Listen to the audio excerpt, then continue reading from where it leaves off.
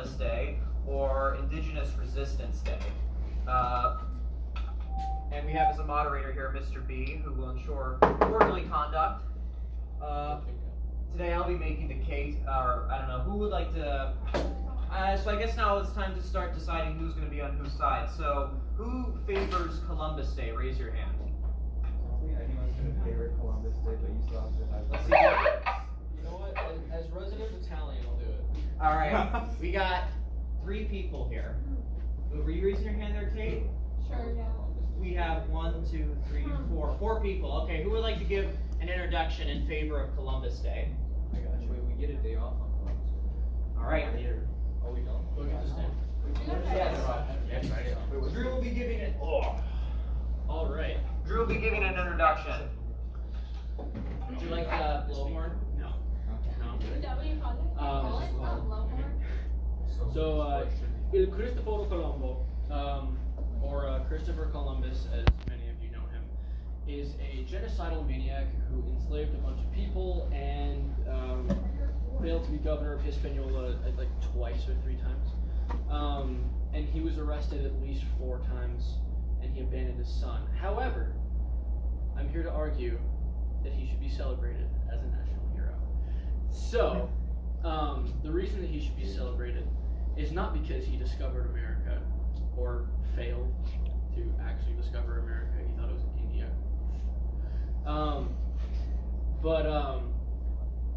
Instead, the day should remain because instead of saying maybe Christopher Columbus Day, maybe change it to Marco Polo Day.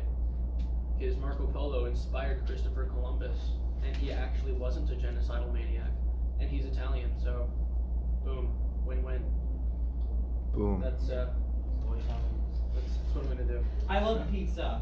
Don't we all? Don't we all? Who's next? Did anyone else? Would anyone else like to speak for? Yeah, go nuts. All of these don't do that. Okay. Who's Marco Polo? So do you know the? Oh, I can explain. I got this. I don't know Okay. that name fucking stick.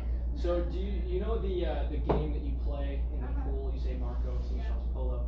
So basically, Marco Polo was an actual explorer, a Venetian merchant who was sold into the court of Kublai Khan as a slave by his father, and he basically went everywhere and documented his experiences in China, and he formed the basis of a lot of different things. Like without him, we wouldn't have spaghetti. So yeah. Right. All right. So I would like to give. Would anyone like to give an introduction in favor of Indigenous Resistance Day? Okay, then I'll do it. So I am in favor that I think we should be celebrating Indigenous Resistance Day because that we stand here in the Americas, and these 2 continents were originally celebrated by many, were originally inhabited by many indigenous civilizations, such as the Incas, Mayas, Aztecs, Olmecs, and these civilizations were very advanced. They had hieroglyphs, they had these enormous cities, and they were complex civilizations, just like in Europe at the time. And yet these civilizations for so many centuries have been denied a voice and been told that they were lesser and worse than the Europeans, and they have gone through great deals, indigenous people have gone through a great deal of oppression in South and North America at the hands of European colonizers. And I do count white Americans as Europeans because that does make sense in historical context.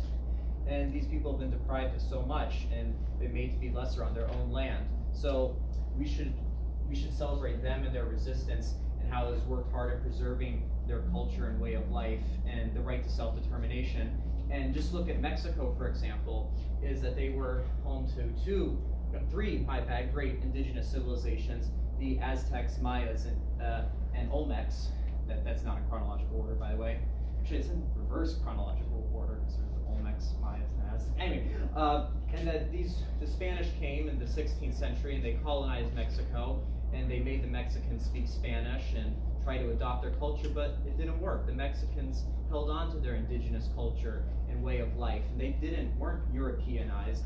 And to this day, 30% of Mexicans are fully indigenous, and I believe about 60% are part indigenous. And that's the power of indigenous resistance, that for 3 centuries of Spanish colonialism, the Mexicans were able to hold on to their indigenous culture and stay strong with it. And as for the point about Marco Polo and celebrating Italians, is that there's plenty of great Italians to celebrate, and I actually do think Marco Polo is one of them. Marco Polo was a great explorer, and unlike Christopher Columbus, did not steal anyone's land and was not an asshole. So yeah, Marco Polo was a good guy that we should celebrate, and when, I don't know, but maybe we could celebrate Marco Polo and indigenous resistance, because if there's a real good explorer you want to celebrate who was not an asshole and did not steal anyone's land, yeah, Marco Polo's a good bet. All right, so who would like to speak now?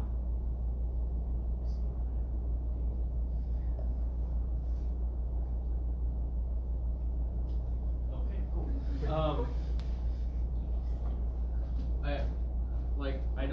I like your point, but I do have just some critiques. One, Mexico did not successfully shake the yoke of Spanish colonialism at all. Yeah, that did not work in the slightest. The Aztecs were completely obliterated by Cortez. Not to mention that throughout many years of Spanish subjugation, the only reason that a lot of them identify as like mestizo today, which is like roughly 60% of the population, is because the Spaniards encouraged intermarrying, but there was still a lot of class warfare, and Mexico was in constant upheaval up until early 20th century, and still not necessarily a great place to live in today. So they should be proud of their culture. They do have a lot to be proud of, but I think saying that they succeeded is a little, that's kind of reaching. I would like to respond. Yeah. Thank you. When I was speaking of that, I was referring that they were not necessarily successful in resisting politically, as they were colonized for 3 centuries. But I was saying that they were successful culturally, and that they were never fully Hispanicized. They were, and then just look at Mexico's flag, the eagle devouring the snake, a symbol of good triumphing over evil. That comes from an Aztec legend. The indigenous languages are still spoken by many Mexicans today, including Nahuatl, the language of the Aztecs. That's still spoken by, I don't know, at least the thousands. It might even be a few million, but that's still spoken by many people. That's just one indigenous language, and although this is not in Mexico and Guatemala, Mayan is still spoken by many people. But I was referring to their resistance, they managed to hold, culturally they managed to hold on, not necessarily politically. Gotcha. Okay. So, is there anyone else who would like to speak about what we should be celebrating on that one day off in October that we forget about so frequently?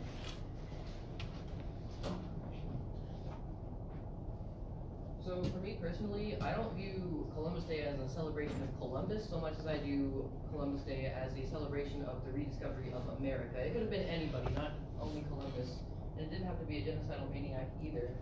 I really think the most unfortunate part of Columbus Day is the namesake. The date itself is very important in history, so it wouldn't really make sense because Native resistance doesn't really correlate with the date that Columbus Day is on. It's Columbus Day because it marks the rediscovery of the New World, at least to the Europeans, which definitely changed the course of history quite drastically, and it just wouldn't really make sense. That day doesn't really have any sort of correlation to Native resistance or any importance or significance in Native resistance other than Columbus's voyage. So I don't really think that makes a lot of sense. I would like to respond. Thank you.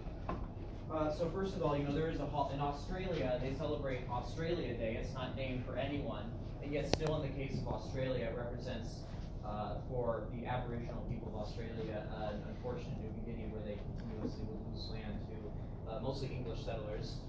And also, although it is worth noting that some people, a lot of them were forced to live in Australia, so it's not necessarily a case of voluntary settlement like in America, which happened with the Anglo-Saxon settlers here. But anyway, I'm getting sidetracked. Point is that even if it's not named after a specific person, it still represents for the colonized people a new beginning where they lost their land, self-determination, and sovereignty to foreign invaders of a different race, language, and culture and way of living.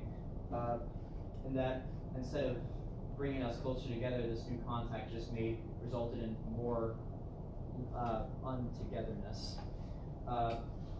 Anyway, another point you were saying was indigenous resistance, is that it is relevant to indigenous resistance because it was from that day forward that indigenous people would be fighting against their enemies in roughly one form or another, or resisting and trying to hold on. So that is why the day is relevant, and that's why I'm actually saying Indigenous Resistance Day, not Indigenous Peoples Day.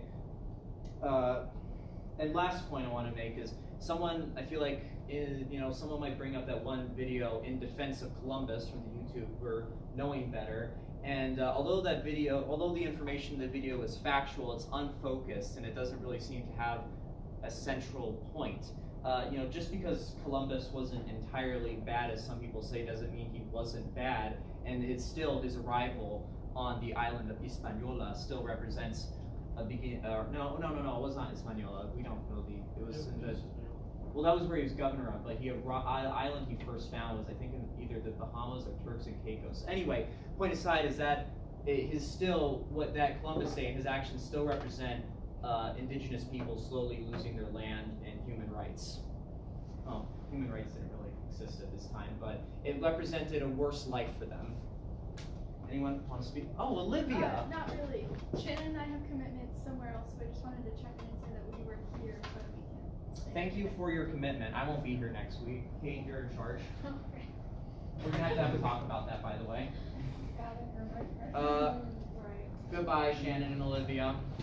All right, so who wants to speak about this subject?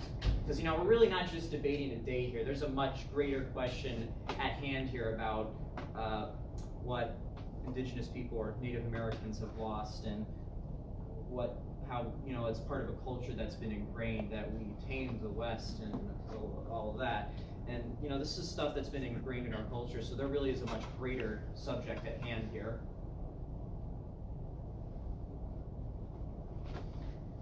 You are a shy one, Caden. I don't know, I just want to give other people the opportunity. Maybe I should go up to where you were. Well, thank you for speaking anyway. Yeah. Thank you for recording this. In fact, thank you, Caden, for recording this. We appreciate your service. Right, everyone? Yeah.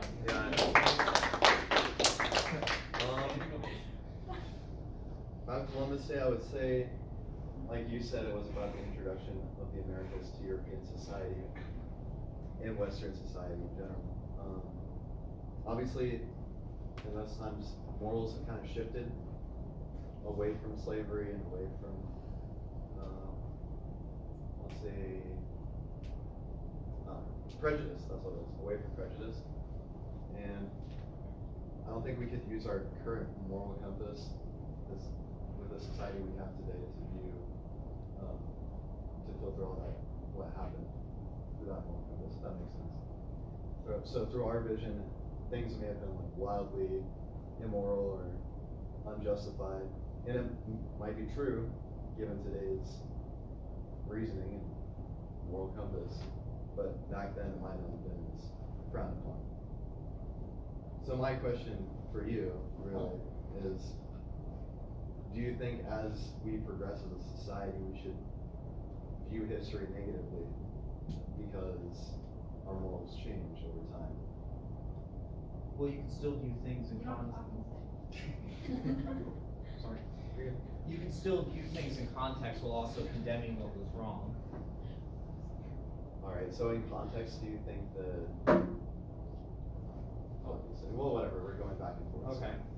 In context, do you think that it's more important that the natives resisted, or, well, I'm sure that you think that, but, or that Columbus exposed America to European society?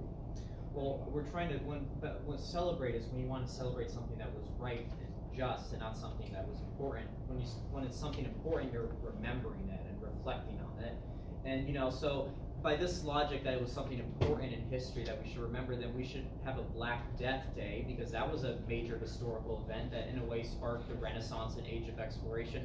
So if we're going to celebrate something not because it was good, but because it was important, then there's all kinds of terrible things we might as well start celebrating.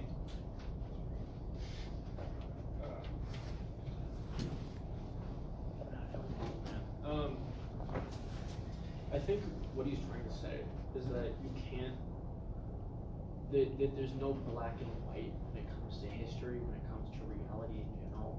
A lot of things are gonna just kind of suck, and a lot of good things will come out of some people, a small handful of people, doing some really, really bad things. That's just kind of how that happens over time. I mean, you can condemn Christopher Columbus all you want as a person. I mean, I agree with you, he was a guy. But at the same time, if he hadn't gone on that maiden voyage, if he hadn't done that, none of us would be here today. Or we exist, but just differently. No, we wouldn't. Like in a different way. No, we just wouldn't exist. Well, think about the people that would exist. But us, right here, right now, this would not be taking place. So, Maybe. So basically, while you can condemn him all you want, you can't say that he wasn't important to history, because he was. Whether we like it or not, he still deserves to be remembered because of his effect on everything around him. I like that response. Go nuts. So, there's a certain historical figure by the name of Chancellor Otto von Bismarck. Yep. And you know, what I think about him is, I mean, he was a bastard through and through. I mean, he just wanted power, really. But he is an important historical figure that can be analyzed. I mean, his actions are, and why he did them are interesting, and why he acted the way he did was he was kind of brought up that way because he was brought up the Prussian way to do everything for your country, don't question it, don't think twice about it. It's just this social Darwinian view almost, even though Darwin was actually no. Anyway, sorry. Yeah, Charles Darwin published his stuff while he was alive. Anyway, point being, is that you can condemn, you can look at people in historical context while also saying, yeah, what they did was wrong. You know, Otto von Bismarck, he was wrong to start wars for political gain. You know, so you can still look at him in context and see why he did what he did, but also say this was wrong. I guess what I could ask you then is, do the ends justify the means? Because through doing what he did and practicing war with restraint, because he could have marched on Vienna, but he didn't. He could have toppled the Austro-Hungarian Empire, but he didn't. He could have killed Napoleon III, but he didn't. So, I mean, he killed his dignity. He did kill his dignity. He had to go to exile in England and be irrelevant, just like his uncle. Like all Bonapartes. But anyway, so do the ends justify the means? Depends on the situation. I mean, in literally creating Germany. I mean, he birthed the nation, redrew the lines on the European maps through iron and blood, as he put it. And, I mean, no matter what he did, he still created Germany. And you can condemn these people for their methods all you want. I'm not saying that they're good people.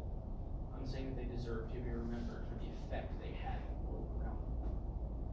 So, Christopher Columbus, Otto von Bismarck. Hitler. Not really. Hitler was just not bad. He was just straight up crazy. Yeah.